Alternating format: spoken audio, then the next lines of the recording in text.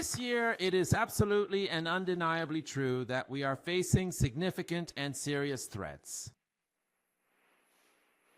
Some of them are quite significant, while others are of a considerably lesser degree of importance.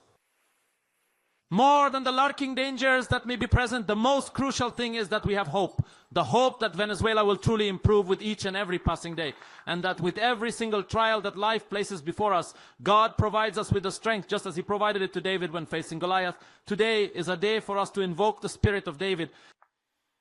Today is a day to invoke the spirit of Moses, and in that line of authority, to invoke the greatest of the great, our Lord Jesus, Jesus of Nazareth. Nicolas Maduro rings Christmas with dance and warning to Donald Trump as tensions with the United States escalate. Christmas is back. The year's tradition. Maduro, as the Caracas government head, Nayib Fernandez, broke out into a dance battle at the Miraflores Palace Christmas Eve dinner.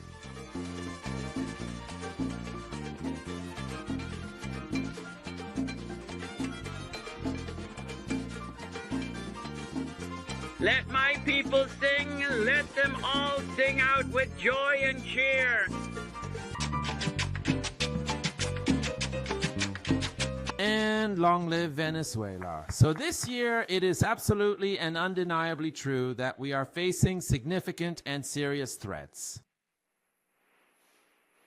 Some of them are quite significant, while others are of a considerably lesser degree of importance. More than the lurking dangers that may be present, the most crucial thing is that we have hope. The hope that Venezuela will truly improve with each and every passing day. And that with every single trial that life places before us, God provides us with the strength, just as He provided it to David when facing Goliath. Today is a day for us to invoke the spirit of David.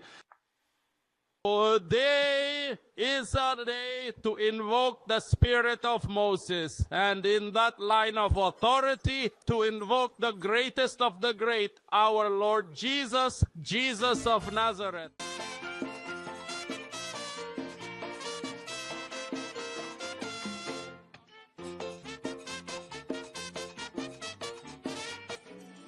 We're going to discuss the cultural expression. It's taking place right here in the city of San Agustin. So let's take a moment to listen to it.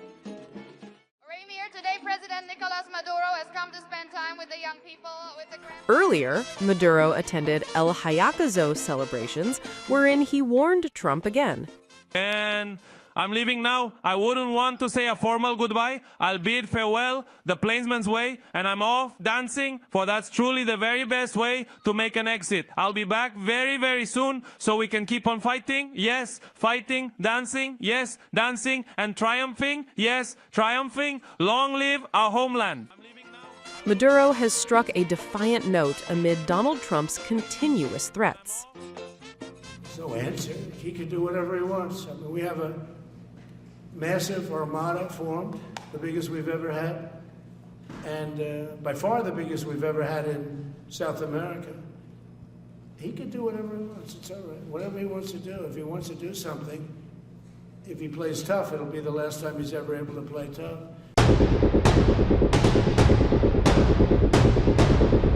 A tense standoff at sea and a drama unfolding thousands of miles from Washington. The U.S. Coast Guard is now awaiting reinforcements before it can attempt to board and seize a Venezuela-linked oil tanker, sources tell Reuters. The vessel, identified by maritime trackers as the Bella 1, has been evading U.S. forces for days, refusing standard boarding attempts and slipping through waters near Venezuela. What was meant to be a swift enforcement of sanctions has instead exposed a deepening problem. America's premier maritime law enforcement agency says it simply doesn't have the forces it needs right now. Boarding a defiant tanker like Bella 1 isn't a routine task. It requires elite specialists, maritime security response teams trained to rappel from helicopters onto moving decks and wrest control in dangerous conditions. But those teams are limited and currently too far away to act quickly. The days-long pursuit lays bare a stark contradiction. The Trump administration has ordered a blockade of sanctioned oil tankers entering and leaving Venezuela as part of an unprecedented pressure campaign against President Nicolas Maduro's regime. Yet the agency tasked with carrying out much of that mission, the Coast Guard, says it is under-resourced and stretched thin. This week, the U.S. Coast Guard seized 2 Venezuela-associated oil tankers in the Caribbean, dramatic helicopter boarding operations that underscored America's resolve. But Bella 1 has refused to comply, leaving enforcement in limbo. Behind the scenes, Washington has deployed a massive military presence in the region, from aircraft carriers to fighter jets. But those forces are not trained for law enforcement boardings and cannot substitute for Coast Guard crews.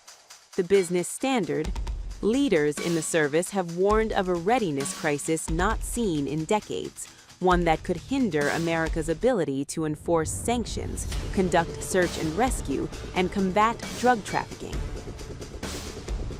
As the world watches, the fate of Bella 1 now hangs in the balance. Will elite teams arrive in time? Can Washington's sanctions blockade be enforced?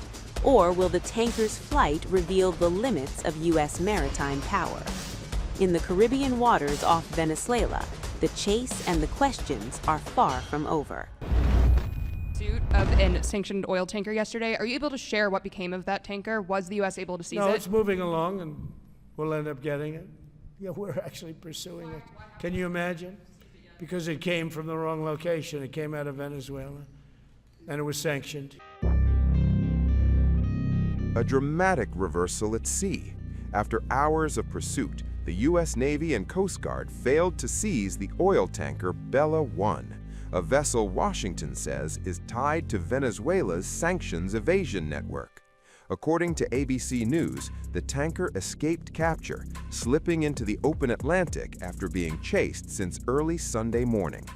Bella 1 had been flagged by U.S. authorities as part of a so-called dark fleet, ships accused of covertly moving oil to bypass sanctions.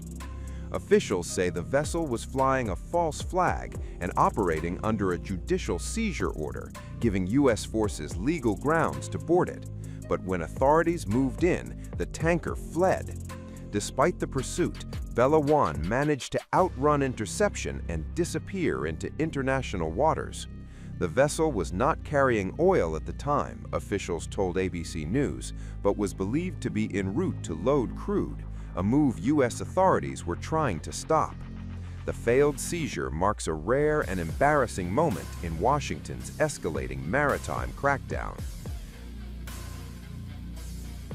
Just days earlier, U.S. forces successfully seized 2 other tankers linked to Venezuela.